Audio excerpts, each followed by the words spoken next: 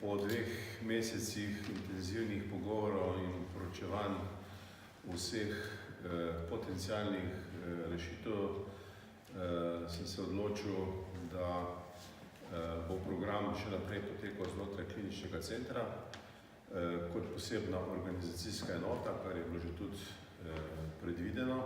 O tem kasneje gospod Šabeder.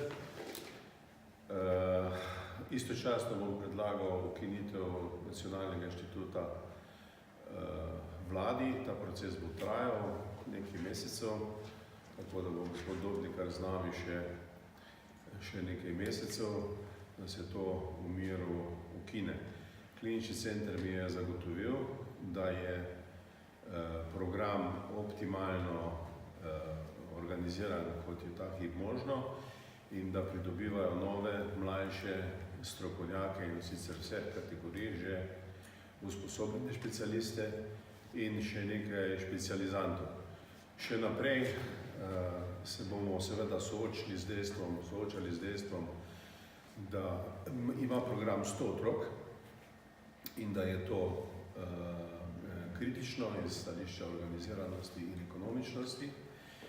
In zato smo včeraj obiskali Hrvaško, kjer smo se z njihovim ministrom oziroma oba klinična centra dogovorili, da se takoj po novoletnih počitnicah dobijo in proučijo možnosti sodelovanja. Oni imajo namreč 200 otrok, mi 100, če priključimo še Bosno in Hercegovino, lahko skupaj naredimo en kritični center, 400 do 600 otrok, kjer lahko skupaj usposobimo takšno ekipo, kot jih običajno naredijo v svetu, ko imajo dovolj kritične mase.